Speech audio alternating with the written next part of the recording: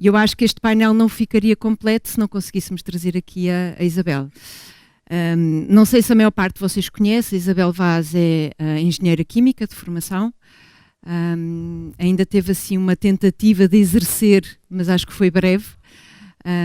Passou depois para a McKinsey, onde teve durante vários anos como consultora, tirou o MBA, teve 2 filhos, até há quase 20 anos atrás ter sido desafiada para um projeto que eu acho que único, não é? Que é o de construir a partir de, como nós costumamos dizer, de uma folha mesmo em branco, o que é hoje o Grupo Luz Saúde. 11 mil colaboradores, mais ou menos, não é? 29 sites, não sei, unidades espalhadas pelo país inteiro. Isabel, obrigada por estares aqui hoje connosco. E eu começava por te perguntar que competências, o que é que tu achas que é preciso para, no fundo, poder aceitar e ser bem sucedida num desafio como este que tiveste pela frente? Olá a todos, olá Mariana, é um gosto enorme estar aqui. Bom, para aceitar, desde logo, é preciso uma grande dose de maluqueira. E de facto, há coisas que nós só fazemos aos 30 anos, porque achamos que efetivamente não há nada que nos impeça de avançar ou que nos impeça de fazer e de concretizar os nossos sonhos. E isto é importante podermos sabermos arriscar e não termos medo de arriscar. Depois, talvez mais importante do que isso, é que nós tínhamos, a minha equipa e eu própria, tínhamos uma visão daquilo que nós queríamos fazer e tínhamos um sonho para cumprir. Isso foi talvez o início de tudo e eu diria que é a coisa mais importante, é saber qual é a direção, é ter uma visão, é saber de facto qual é a oportunidade que está em cima da mesa e como é que a queremos implementar. E se quiseres, foram as 2 características importantes à época, foi isto, foi não ter medo de arriscar e ter uma visão. Hoje tens um desafio completamente diferente pela frente, não é? Ou seja, uma unidade já estabelecida, já com esta dimensão, portanto passaste aqui de uma lógica quase de startup para uma grande organização, não é? Como é que do ponto de vista de liderança faz isto, não é? Porque também são pedidas outro tipo de competências, calculo eu, não é? Olha Mariana, se quiseres, isso hoje é o meu maior desafio. Nós de facto começámos como uma startup, éramos 4 pessoas, 4 amigos, que como vos te disse, partilhávamos a mesma visão e que montámos a empresa do papel em branco. E portanto éramos uma startup desorganizadíssima, caótica, as ideias fluíam todos os dias, não tínhamos medo de nada, não tínhamos processos, não tínhamos coisa nenhuma. E agora, passados estes anos todos, o nosso grande desafio é que nós continuamos a ser super infantis uns com os outros, infantis no bom sentido, ou seja... Não sei se devias dizer isso. Mas somos completamente infantis no sentido em que somos sonhadores, continuamos a ter todos os sonhos para fazer, mas só que agora somos uma empresa muito chata, porque somos realmente... Paulo, já somos para aí 13 mil, e portanto de repente tivemos que ser uma empresa organizada, o que para nós, Comissão Executiva, às vezes aborrece-nos um bocado porque a empresa ficou muito grande e portanto o nosso desafio neste momento é lutarmos contra nós próprios, no sentido de percebermos que a organização tem que ser organizada. Passo o pleonasmo e nos dias de hoje acaba por ser um paradoxo, porque por um lado hoje também o que se exige às organizações é que cumpram ciclos de inovação muito mais depressa ou muito mais rápido, se quiseres, do que antigamente. E portanto a minha empresa luta exatamente com o oposto, ou seja, nós éramos uma startup, continuamos a ter espírito de startup, as pessoas que recrutamos têm espírito de startup, e nós temos que fazer o inverso que as outras empresas estão a fazer, que é sermos menos, enfim, agora com o buzzword, sermos menos ágeis e sermos um bocadinho mais estruturados. Portanto, eu sinto-me um bocadinho em contraciclo, porque isto para nós, o que é normal e o que é giro, é estarmos sempre a inovar e a fazer coisas novas e fazer coisas diferentes. E o que a empresa neste momento necessita é de estrutura. Portanto, é um bocadinho oposto aos outros. E portanto não deixa de ter uma certa graça. E obviamente as competências são diferentes. O que nós fizemos também, nós temos uma comissão executiva, isso é muito importante, nós temos uma grande diversificação. Hoje está muito em voga falarmos da diversificação de género, e temos, portanto estou lá eu. Os outros 3 são rapazes. Eles costumam dizer que já chega uma para aturarem. Não sei se é um elogio ou não, mas pronto, fica aqui. Mas sobretudo somos muito diferentes uns dos outros. E um dos grandes ensinamentos que eu também posso, e foi uma coisa que nos correu bem, foi justamente assumirmos essa diversidade. Ou seja, eu sou completamente para a Frentex. Eu estou sempre a sonhar, estou sempre lá no alto, estou sempre a inventar coisas novas, tenho uma criatividade infindável. Mas posso ser assim porque tenho um entrepreneur, que é o Tomás, e tenho um CFO, que é o tipo com mais pés na terra que possam existir. E tenho um engenheiro, portanto, que normalmente sabe como é que concretizar as minhas ideias. E, portanto, nós os 4 somos uma equipa perfeita. Perfeita para nós, pelo menos. E esta diversidade é extraordinariamente importante, porque eu dou-me ao luxo de estar sempre a inventar, porque sei que tenho o João Novaes e tenho o Tomás e tenho o Ivo. Isso é muito importante. Há empresas hoje que fazem isso separando e fazendo estruturas de governance complicadíssimas, para poderem continuar a ter pessoas que estão a inovar e outras que estão com os pés na terra. Não quer dizer que eu não tenha os pés na terra, tenho super os pés na terra, mas nós não precisamos fazer porque temos isso dentro da nossa própria comissão executiva. O que hoje é um desafio é de facto continuarmos a partilhar esta visão e esta forma de estar e este modelo de governance numa empresa que já tem 3.000 pessoas e que obviamente já começa a ter os vícios de empresa grande, das pessoas que estão nas operações e que não querem saber o que é que faz a holding operacional e ter as quintas e ter essas coisas todas, e portanto aqui o desafio é de facto manter uma cultura fortíssima, que no nosso caso não é hierárquica, muito baseada na meritocracia, muito baseada em projetos, equipas que estão sempre a criar coisas novas e que podem ser transversais dentro do grupo. Ou seja, os silos para nós obviamente temos a organização tradicional, temos a direção de recursos humanos, temos a direção de marketing, temos a direção financeira, temos enfim os silos todos tradicionais de uma empresa, mas na realidade o que eu tenho são centenas de equipas cross-functional a trabalhar para atingir objetivos no final do dia, e manter este espírito com uma empresa que é muito grande. Por exemplo, a mim custa-me imenso, porque eu ao princípio conhecia toda a gente e agora obviamente já não consigo conhecer todos, e isso a mim dói-me imenso, porque eu sou muito de detalhe. Gosto de conhecer as pessoas todas, gosto de meter o nariz em tudo, e eu já não consigo fazer isso. E então isso significa que eu tenho que criar outros líderes que vão mantendo o número de um bar.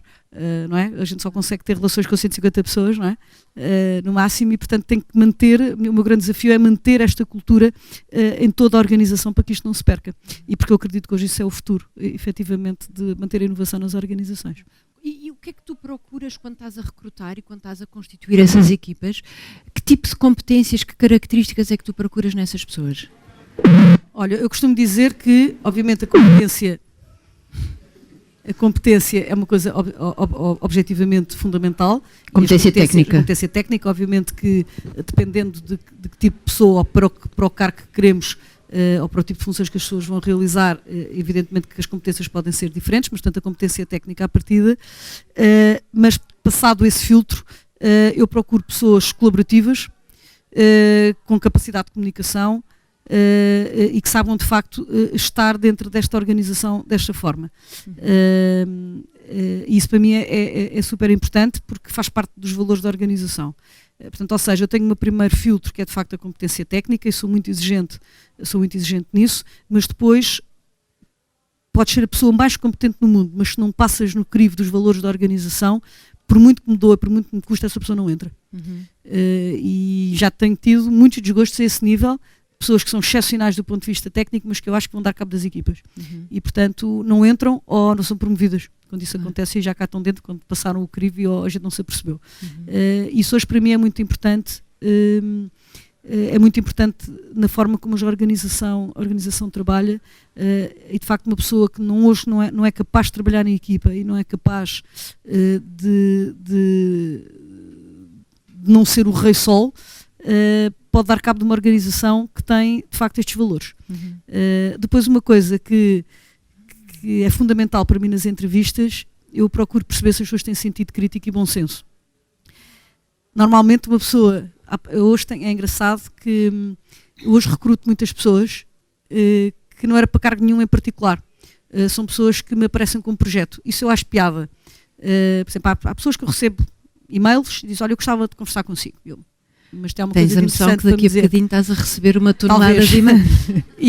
Mas isso acontece-me com alguma frequência. E até eu gostava de falar consigo. E então sentam-se e vêm, olha, estive a estar aqui a sua empresa e eu acho que tinha imensa graça fazer isto assim, assim. E se isto me encaixa lá no meu framework das coisas que estão a acontecer, às vezes recruto pessoas que à partida nem estava nada à espera de recrutar, porque por isso simplesmente vieram-me com um projeto muito giro e que faz todo o sentido e que encaixa na estratégia da organização. Portanto, eu costumo dizer que o que é fundamental hoje em dia, eu tenho um framework na minha cabeça, sei para onde é que eu quero ir, não sei exatamente como é que lá chego, mas sei onde é que eu quero chegar. E portanto, às vezes há pessoas que entram neste puzzle e encaixam, olha, esta é uma pecinha importante, tal, mete ali. E às vezes as ideias vêm das próprias pessoas, ou seja, às vezes eu não tenho essa ideia lá, ainda ninguém pensou, mas encaixa no meu framework de pensamento. E essas são as pessoas mais giras para se recrutar, porque trazem ideias novas, é o que eu chamo de inovação aberta, não é? Portanto, trazem ideias novas, trazem coisas novas de fora para a empresa e são as pessoas mais giras de recrutar. Muito mais do que a gente quando precisa de uma função já muito específica, a coisa já está ali muito fechada. Também devo dizer que, obviamente, essas coisas chatas eu deixo para o Paulo Barreto. Certo, Paulo? Portanto, mas é assim, ele também faz parte. Eu também tenho que fazer coisas chatas. Mas a nível de recrutamento, isso acontece-me. Eu assumo muita responsabilidade do recrutamento médico, por exemplo. E os médicos são de facto pessoas muito giras a esse nível, porque têm sempre as cabeças cheias de ideias e cheias de projetos novos e cheias de coisas novas, e é onde eu aprendo todos os dias a criar coisas novas, produtos novos, assistenciais, obviamente, que também é onde eu estou.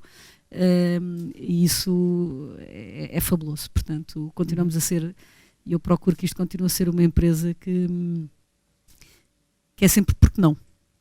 Porque não? Em vez de ser isso não, ou é muito difícil, ou isso não se consegue, é porque não? Isso é uma pergunta que é importante fazer-se no recrutamento. Outra coisa que, Mariana, se me perguntas o que é que chumbam na hora, sim.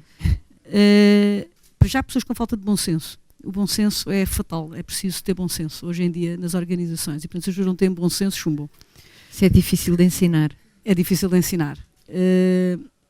Mas uma coisa também muito importante é, isto acontece-me imenso com médicos, com enfermeiros, há uma pergunta que eu faço sempre que é, diga-me no hospital onde está a trabalhar uma coisa que tenha feito para melhorar esse hospital. Se não são capazes de dizer umazinha só, sim, já foram. Pessoas que só se queixam também não. Não tem pachorro. Já fechei, é que desligo logo, persiana no ouvido, já não estou a ouvir, claro. Já pus uma cruz, depois é só gerir aquela coisa até ao fim, que é para não ser muito complicado. E pronto, e tem a ver com isto, essencialmente. Eu sou uma pessoa simples, não? E digo isto a toda a gente, curiosamente, e continuo às vezes a falhar nas entrevistas, e eu conto a toda a gente que é isto que eu faço. Sim. Não faz o trabalho de casa, se calhar. Pois, provavelmente. Tu gostas de falar de médicos em concreto. Pois. Porque eu digo isto tudo, eu vou a montes de sítios onde falo com médicos que vão se candidatar e é curioso que mesmo assim continuam às vezes a fazer estas coisas mal. Que tem uma certa graça. Claro. Isabel, e o que é que foi a tua maior aprendizagem? Porque no fundo são 20 anos, mas 20 anos cheios de altos e baixos e alguns baixos e muito difíceis, não é? Olha, a nível pessoal, aprendi uma coisa muito importante. Eu sou uma pessoa tremendamente apaixonada por aquilo que eu faço. Ou seja, eu levanto-me da cama de manhã com toda a energia, aliás, às 6 da manhã ainda estou deitada e já estou a trabalhar. Na cama. Portanto, aliás, dormes com um bloquinho ao lado, não é? Exatamente. Agora com o iPhone. Mas eu estudo muito e, portanto, entre as 6 e as 7 da manhã eu estudo. E, portanto, já estou a trabalhar, ainda estou na cama. E quando saio sempre com uma energia brutal, porque eu adoro aquilo que eu faço. Mas eu gosto mesmo disto que eu faço. Mas isto vem com um defeito, que é, eu sou muito apaixonada, eu sou muito assertiva na forma como eu discuto as minhas ideias. E, portanto, quem trabalha comigo tem que se aguentar à bronca, porque eu sou muito argumentativa, estudo muito, e, portanto, as pessoas têm que vir muito bem preparadas para discutir comigo. Ora bem, isto não tem problema nenhum com os meus colegas da Comissão Executiva, porque estamos de igual para igual, mas às vezes quando eu estou a discutir uma ideia com uma pessoa, enfim, hierarquicamente mais abaixo, essa pessoa às vezes tem medo de discutir comigo porque eu sou tão agressiva a falar às vezes, porque sou tão apaixonada que se confunde a minha paixão com a agressividade. Então o que acontece? Às vezes não ouço, aliás, não ouço, as pessoas não chegam sequer a dizer o que é que pensam, porque estou cheias de medo.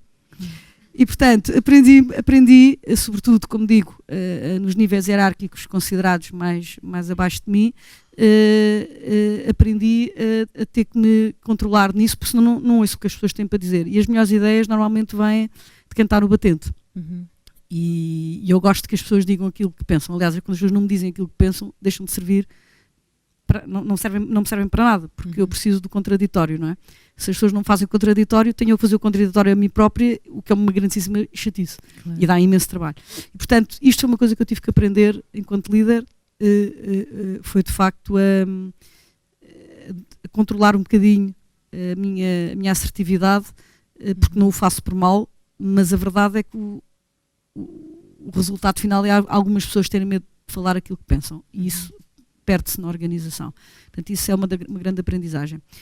Portanto, uma aprendizagem mais a nível micro. A nível macro, aprendi que nunca devemos desistir de fazer as coisas tal como as sonhamos. E a verdade vem sempre ao de cima, é como o azeite.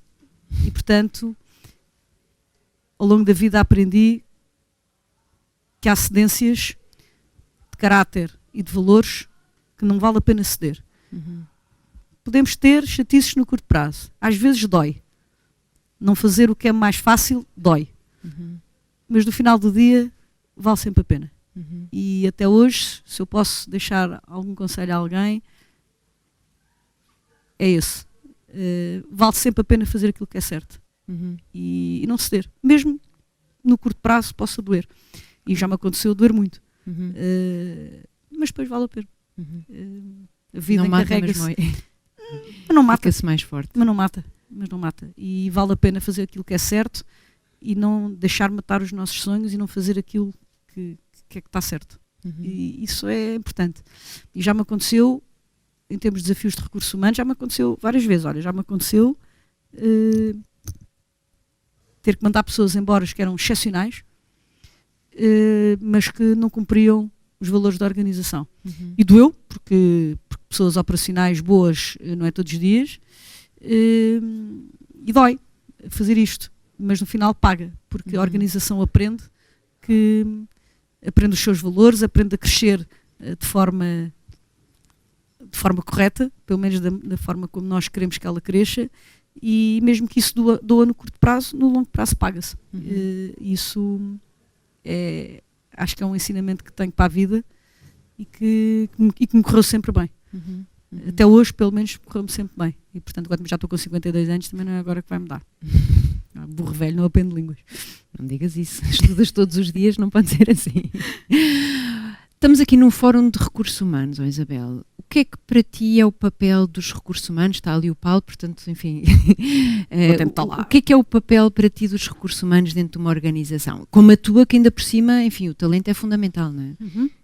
Olha, eu acho que o papel dos recursos humanos sempre foi importante e no mundo atual é extraordinariamente importante. Eu costumo dizer que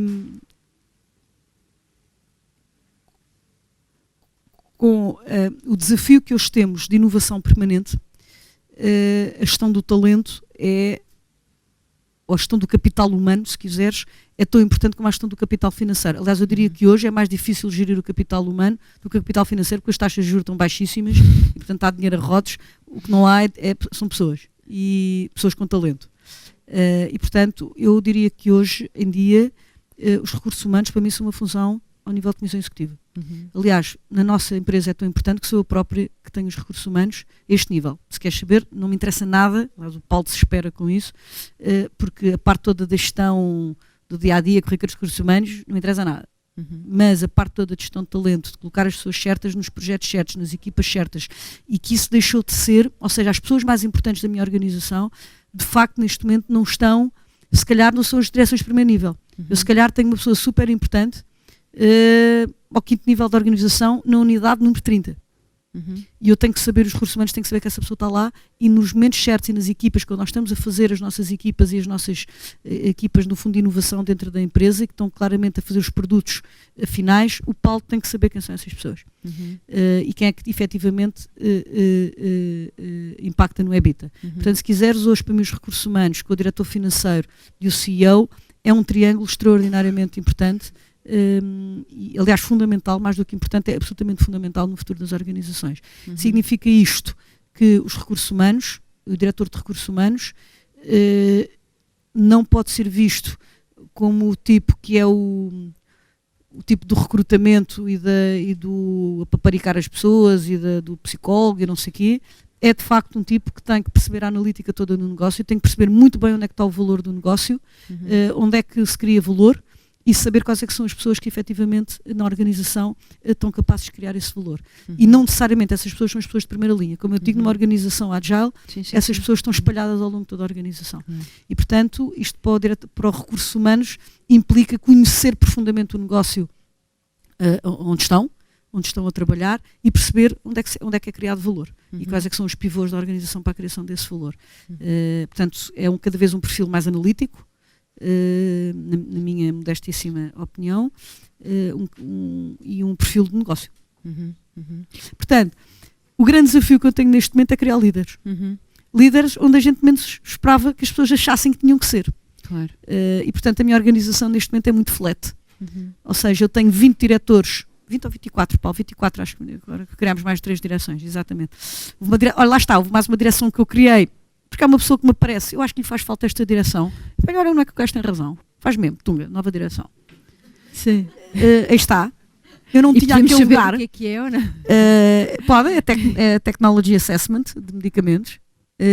Portanto, foi uma direção nova que eu criei, porque justamente ele vem com a sua função delineada, e a dizer que essa fusão me fazia super falta. E a verdade é que faz mesmo. Até vinha com KPIs e tudo, um tipo extraordinário. Mas, além, portanto, destes 24 líderes, no fundo, que são as direções, na realidade eu tenho só na parte dos médicos, eu tenho já 30 e tal equipas a funcionar, com novos líderes. Portanto, a organização é mais flat, porque eu continuo a ter os diretores de cardiologia, de ortopedia, não sei o quê, mas agora também tenho diretores por patologia. Ok? E, portanto, a organização é mais flat. E como é que é esta convivência? Pois é isso. É um desafio. O que para mim tem pilhas de graça, porque isto parece, é o tal caótico do início, que ninguém estava muito incomodado quem é que era o quê. Portanto, ou seja, o que eu procuro neste momento na organização é que as pessoas se preocupem mais com resultados finais e com trazerem para a organização produtos que efetivamente tenham um impacto brutal na experiência dos nossos clientes, e menos preocupados em mandar, ou menos preocupados com a posição que ocupam e com os títulos. E, portanto, que no fundo é voltarmos à minha startup inicial, onde nós até cafés servimos e baldes de cimento que agarretámos. Portanto, não tem problema nenhum. E isso é que é a parte divertida da coisa. Agora, isto é muito difícil de fazer, como é evidente, porque os egos estão todos lá, as pessoas gostam sempre de se sentir importantes, e têm que perceber que hoje o que é importante mesmo são os clientes. E quando a gente pensa naquilo que é importante para os clientes e nos despimos a nós próprios do que nós queremos e das nossas coisas, isso é a primeira coisa que é fundamental. Agora, dito isto, é um desafio também importante perceber-se que hoje, em termos de recursos humanos,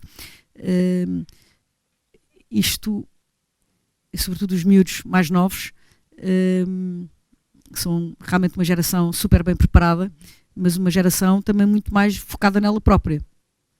Ou seja, nós fomos criados, eu já li estudos giríssimos sobre isto, nós fomos criados pelos nossos pais, minha geração, dos 50, em que nós não tínhamos tudo, não é? Era preciso fazer sacrifícios, e fazemos sacrifícios pela empresa, e para subirmos, e trabalharmos muito, e não sei o quê. Os miúdos, a primeira pergunta que hoje nos fazem, vocês são aqui todos de recursos humanos, é what's in there for me? Portanto, o que é que a empresa me dá a mim, para começarmos a conversa? E, portanto, isso é um exercício que é interessante. Obviamente que a empresa deve ser generosa com os seus colaboradores, porque todos nós somos voluntários naquilo que fazemos, e, portanto, todos nós trabalhamos melhor também consoante somos bem tratados e sentimos que a empresa nos dá algo, mas temos aqui um desafio de mostrar também a esta malta que eles também têm que dar qualquer coisa. E que isto na vida é tudo um tema de bens andantes, não é? Nós damos, recebemos, e a vida é este ciclo que é engraçado. E isso é um desafio hoje. Agora já estou a ter uma conversa de velha, mas eu hoje tenho alguns problemas com a malta mais nova às vezes em relação a isso, porque obviamente acho que lhes devo dar imenso, mas às vezes não sinto que eles me queiram dar a mim, e isto é um tema de mentalidade, porque nós fomos criados no pós-guerra, não é? Os nossos pais viveram com dificuldades, criaram-nos, ensinaram-nos que havia dificuldades e que nem tudo era adquirido, e estas novas gerações cresceram na era do terrorismo, não é? Portanto, em que o mundo pode acabar amanhã, e portanto deixem-me cá aproveitar hoje, e sou egoísta. E portanto, este confronto geracional é um confronto que hoje é interessante do ponto de vista de recursos humanos, e também torna as empresas, ou seja, eu hoje acho tão importante as equipas de employee experience, de patient experience, que são os meus clientes, como também acho de employee experience. Aliás, criámos áreas novas hoje nos recursos humanos para se dedicarem de facto à experiência do colaborador, desde o recrutamento até à saída, precisamente por isso.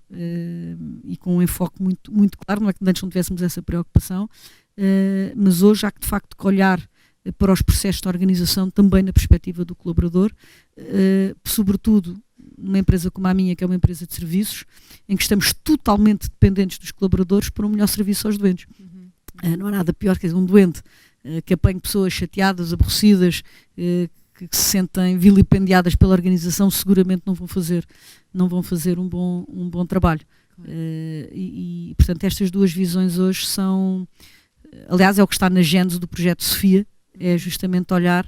Nós fizemos, enfim, um quadro enorme, um brainstorming enorme na organização, ainda não os recrutámos, e como é que é a experiência das pessoas e quais é que são as perguntas que nós temos que saber responder, e como é que nós vamos, de facto, criar a melhor experiência do colaborador a estas pessoas, mesmo quando elas saem. É muito importante. É sobretudo até na saída que às vezes temos de descobrir os defeitos que temos, não é? E sobretudo saber que sobretudo as pessoas quando saem bem, e graças a Deus nós temos muita gente na minha organização, até porque somos uma organização formadora, que forma pessoas, e portanto é com muito orgulho que às vezes elas saem, porque são reconhecidas pelos outros, e temos de ser generosos nisso, não é? Às vezes nós não conseguimos dar as oportunidades por múltiplas razões, e as pessoas vão para outros sítios onde vão crescer. E é preciso também ter essa generosidade, e é um orgulho quando eu vejo as minhas pessoas, as pessoas que foram feitas no grupo Luz Saúde, e que hoje estão noutros sítios a criar valor, e são sempre nossas. Ou seja, eu tenho o cuidado de muitas dessas pessoas, sobretudo as que lidaram diretamente comigo, de lhes mandar cartões a dizer: és sempre bem-vindo à tua casa de sempre. Ou então faz-me ter orgulho da casa onde estiveste, não faças porcaria onde estás. E às vezes são concorrentes meus, não é? Portanto, porque são pedacinhos de Luz Saúde que estão por aí, claro, e que nos enchem de orgulho e de satisfação, e sobretudo as pessoas saberem que aqui estão sempre em casa. Porque é importante para a sociedade, é importante para as empresas que as mulheres estejam em lugares de desfia e de liderança. Dito isto, também não acho mal nenhum que as mulheres não queiram exercer lugares de liderança, como também não acho melhor nenhum que os homens não queiram. Portanto, ou seja, acho que o que é importante é as pessoas serem felizes com aquilo que escolheram ser. Eu tenho imensas amigas que escolheram estar em casa e tomar conta dos filhos, também casaram com os rapazes com massa, portanto também puderam fazer essa.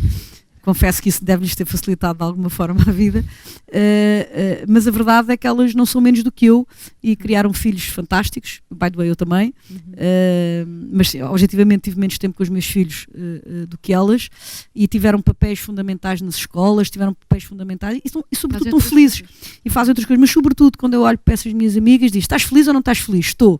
Estou fixe. Não é? E portanto o que eu acho que é fundamental é de facto as pessoas encontrarem aquilo onde se sentem bem, onde podem acrescentar valor à sociedade, e pode-se acrescentar valor à sociedade em múltiplos papéis, de acordo com a parábola dos talentos. Enfim, eu não quero dar aqui nenhuma palestra religiosa, mas há uma parábola que eu gosto muito, já não sei de qual evangelho, acho que São Lucas, que é a parábola dos talentos. E a parábola dos talentos é: Nosso Senhor deu-nos talentos. Uns mais, outros menos, uns assim, outros assado, outros cozido, outros frito. O que é fundamental é a gente com os talentos que nos foram dados, não sei se por Deus, por quem quer que tenha sido, eu acredito em Deus, portanto para mim eu acredito que foi Deus que me deu esses talentos, a gente tem que os aplicar da melhor maneira na sociedade e para servir os outros e para que a nossa vida faça algum sentido. Se uns é como dona de casa, se outros é como realizadores de cinema, se outros é a liderar a Luxaúde, se outros é a liderar a EDP, se outros é a liderar uma equipa de basquetebol das crianças, acho isso tudo fantástico. E é importante é nós gostarmos daquilo que nós fazemos, e é o único conselho que eu dou, é de facto gostar-se muito daquilo que se faz. E levantarmos da cama de manhã cheios de energia, ir fazer aquilo que se gosta. E o que eu aconselho sempre às minhas pessoas é nunca desistir de se encontrar aquilo que se gosta. Mesmo que seja mais tarde na carreira, que seja, se for no início, ótimo. A mim aconteceu aos 34 anos, o que foi ótimo. Se tivesse acontecido aos 23, melhor ainda. Também me diverti imenso na McKinsey. Mas eu sabia que a McKinsey não ia ser o meu fim. Claro. E portanto eu utilizei a McKinsey para aprender o mais possível, para depois fazer outra coisa que eu gostasse muito, que depois aconteceu. Isso é o que eu aconselho as pessoas, e eu hoje sou muito feliz naquilo que eu faço e encontro sempre maneiras positivas de olhar para as coisas e de tirar o melhor que eu posso tirar. Vou-te dar um exemplo. Eu pertenci ao grupo Espírito Santo. Fizemos esta empresa de raiz com um acionista absolutamente fantástico. Não tenho nenhum problema em dizer isto publicamente, onde quer que seja. E em 2014 o nosso mundo desabou. E de repente fomos comprados por chineses, portanto não podia ser mais diferente. Estávamos num mundo completamente diferente e super cheios de medo. E o que a minha equipa fez foi, com limões faz-se limonadas, portanto vamos tirar o melhor partido disto. O que é que os chineses têm de bons para nos dar? Tecnologia, são giros não sei o quê, caóticos, porreiros, não sei o quê, vamos embora. Portanto, há sempre coisas boas para se ver na vida e para se olhar e para se ultrapassar as coisas e para a gente se divertir e acrescentar valor. Isso é o que aconselho às pessoas,